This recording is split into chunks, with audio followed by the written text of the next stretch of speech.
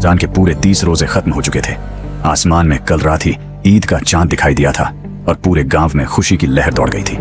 आज सुबह गांव की गलियों में एक अलग ही रौनक थी। हर घर में हलचल थी।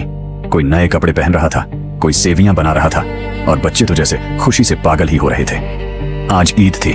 गांव के बच्चे सुबह सुबह ही तैयार होकर घरों से बाहर निकल आए थे। किसी के हाथ में नए जूते थे, किसी ने चमकदार टोपी पहनी थी और किसी के पास नए कपड़े थे जिन्हें पहनकर वह बार बार आईने में खुद को देख रहा था। लेकिन उसी गांव के एक छोटे से कच्चे घर में 8 साल का एक दुबला पतला लड़का रहता था, हामिद। हामिद की जिंदगी बाकी बच्चों जैसी नहीं थी। उसके पिता कई साल पहले काम की तलाश में शहर गए थे और फिर कभी लौट कर नहीं आए। उसकी माँ भी बीमारी से दुनिया छोड़ चुकी थी। अब इस दुनिया में उसका एक ही सहारा था, उसकी बूढ़ी दादी अमीना। अमीना बहुत बूढ़ी थी और बहुत गरीब भी। घर में खाने के लिए भी मुश्किल से इंतजाम होता था, लेकिन फिर भी उन्होंने कभी हामिद को महसूस नहीं होने दिया कि उसकी जिंदगी में कोई कमी है। आज सुबह भी जब हामिद जागा तो उसने देखा कि बाहर बच्चे नए कपड़े पहनकर ईदगाह जाने की तैयारी कर रहे थे। हामिद के पास ना नए कपड़े थे, ना जूते। उसने वही पुरानी सी कुर्ता पहनी जो कई जगह से फटी हुई थी। सिर पर एक पुरानी टोपी थी जिसका रंग भी फीका पड़ चुका था, लेकिन उसके चेहरे पर फिर भी चमक थी, क्योंकि आज ईद थी। दादी अमीना चूल्हे के पास बैठी कुछ सोच रही थी। उनके पास इतने पैसे भी नहीं थे कि वे हामिद के लिए कुछ अच्छा खरीद सकें। आखिर उन्होंने अपनी पुरानी पोटली खोली और उसमें से 3 छोटे सिक्के निकाले। उन्होंने सिक्के हामिद के हाथ में रखे और प्यार से बोली, बेटा तुम बस यही पैसे हैं मेरे पास, मेले में जाकर कुछ अच्छा सा खा लेना। हामिद ने मुस्कुराते हुए पैसे अपनी मुट्ठी में कसकर पकड़ लिए। उसके लिए ये 3 पैसे भी किसी खजाने से कम नहीं थे। थोड़ी देर बाद गांव के बाकी बच्चे भी उसे बुलाने आ गए। चलो हामिद, देर हो रही है, मोहसिन ने आवाज लगाई। हामिद खुशी खुशी उनके साथ चल पड़ा। ईदगाह गांव से थोड़ा दूर थी, इसलिए सभी बच्चे पैदल ही जा रहे थे। रास्ते में वे तरह तरह की बातें कर रहे थे। मोहसिन बोला, मैं मेले में जाकर सबसे बड़ा झूला झूलूंगा। महमूद ने गर्व से कहा, मैं तो खिलौना बंदूक खरीदूंगा। नूरी बोली, मैं रंग बिरंगी गुड़िया लूंगी। सब बच्चे अपने अपने सपनों में खोए हुए थे, लेकिन हामिद चुप था। उसकी जेब में सिर्फ 3 पैसे थे और वह सोच रहा था कि इन पैसों से वह क्या खरीदे। थोड़ी देर बाद वे सभी ईदगाह पहुंच गए। सैकड़ों लोग नमाज पढ़ने के लिए इकट्ठा हुए थे। सबने मिलकर अल्लाह के सामने सिर झुकाया। नमाज खत्म होते ही बच्चों की खुशी जैसे फूट पड़ी। अब सबका ध्यान मेले की तरफ था। मेले में चारों तरफ रंग बिरंगी दुकानें लगी थीं। कहीं मिठाइयां थीं, कहीं खिलौने तो कहीं झूले। मोहसिन ने तुरंत एक मिट्टी का सिपाही खरीद लिया। महमूद ने पुलिस वाला खिलौना लिया। नूरी ने एक सुंदर सी गुड़िया खरीदी। सब बच्चे अपने अपने खिलौनों को देखकर खुश हो रहे थे, लेकिन हामिद अब भी कुछ नहीं खरीद रहा था। वह हर दुकान को ध्यान से देख रहा था। तभी उसकी नजर एक लोहे की दुकान पर पड़ी। वहां कई तरह के बर्तन और औजार रखे हुए थे।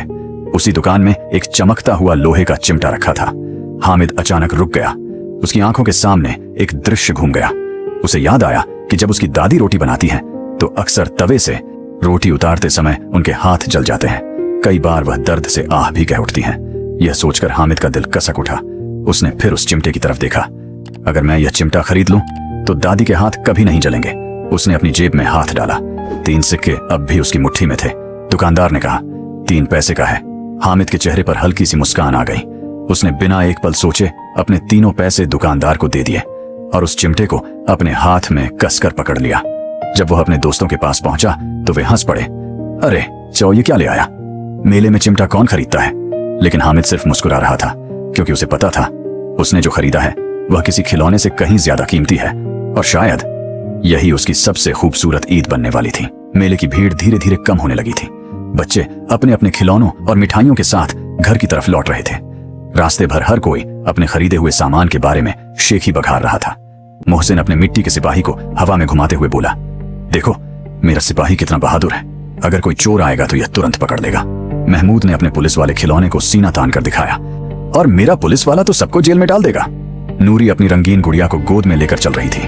वह बार बार उसे देखती और मुस्कुराती, लेकिन हामिद चुपचाप चल रहा था। उसके हाथ में लोहे का चिमटा था जिसे वह बड़ी सावधानी से पकड़े हुए था। दोस्तों की नजर जैसे ही उस पर पड़ी वे फिर हंसने लगे। मोहसिन बोला, अरे हामिद, तुम भी ना मेले में कोई चिमटा खरीदता है क्या? महमूद हंसते हुए बोला, हम सब खिलौने लेकर आए हैं और तुम बर्तन लेकर आए हो। सब बच्चे जोर जोर से हंसने लगे, लेकिन हामिद बिल्कुल भी परेशान नहीं हुआ। उसने मुस्कुराकर कहा, तुम्हारे खिलौने मिट्टी के हैं, अगर गिर गए तो टूट जाएंगे, लेकिन मेरा चिमटा कभी नहीं टूटेगा। बच्चे थोड़ी देर के लिए चुप हो गए। फिर मोहसिन बोला, लेकिन इससे खेलोगे कैसे? हामिद ने गर्व से कहा, यह चिमटा तो बहुत ताकतवर है। अगर तुम्हारे सिपाही पर हमला हो जाए तो यह उसे बचा सकता है। अगर आग लगे तो यह काम आएगा, और सबसे बड़ी बात, इससे रोटी भी उतारी जा सकती है। दोस्तों को उसकी बातों में कुछ दम लगा। धीरे धीरे सब अपने घरों की तरफ मुड़ने लगे। सूरज अब सिर के ऊपर था और गर्म हवा चलने लगी थी, लेकिन हामिद के चेहरे पर थकान नहीं थी। वह जल्दी जल्दी कदम बढ़ा रहा था, क्योंकि उसे अपनी दादी को चिमटा दिखाने की जल्दी थी। थोड़ी देर बाद वह अपने छोटे से घर के सामने पहुंच गया। दादी अमीना दरवाजे पर बैठी उसका इंतजार कर रही थी। सुबह से ही उनका दिल बेचैन था। उन्हें चिंता थी कि कहीं हामिद मेले में खो ना जाए। जैसे ही उन्होंने दूर से हामिद को आते देखा, उनके चेहरे पर राहत की मुस्कान आ गई। आ गया मेरा बच्चा, उन्होंने प्यार से कहा। हामिद दौड़कर उनके पास पहुंचा। अमीना ने उसे गले से लगा लिया। फिर उन्होंने उत्सुकता से पूछा, बताओ बेटा, अब मेले में क्या खरीदा? हामिद ने खुशी से अपना हाथ आगे बढ़ाया और चिमटा दिखाया। दादी पहले तो समझ ही नहीं पाई। उन्होंने आश्चर्य से पूछा, यह चिमटा? उनके चेहरे पर थोड़ी निराशा भी झलक रही थी। उन्होंने कहा, बेटा, तुम मेले में गए थे, वहां मिठाइयां थी, खिलौने थे, और तुम चिमटा ले आए। हामिद ने मासूमियत से उनकी तरफ देखा, फिर धीरे से बोला, दादी, जब आप रोटी बनाती हैं तो आपके हाथ जल जाते हैं ना? अमीना कुछ बोल नहीं पाई। हामिद आगे बोला, इसलिए मैंने यह चिमटा लिया है। अब आप इससे रोटी उतारना, आपके हाथ कभी नहीं जलेंगे। इतना सुनते ही दादी अमीना की आंखें भर आईं। उनका गला रुक गया। वह कुछ पल तक चुप बैठी रहीं, जैसे शब्द ही खत्म हो गए हों। फिर उन्होंने अचानक हामिद को अपने सीने से कसकर लगा लिया। उनकी आंखों से आंसू लगातार बहने लगे, लेकिन यह आंसू दुख के नहीं थे। यह आंसू उस प्यार के थे जो एक छोटे से बच्चे के दिल में अपनी दादी के लिए भरा हुआ था।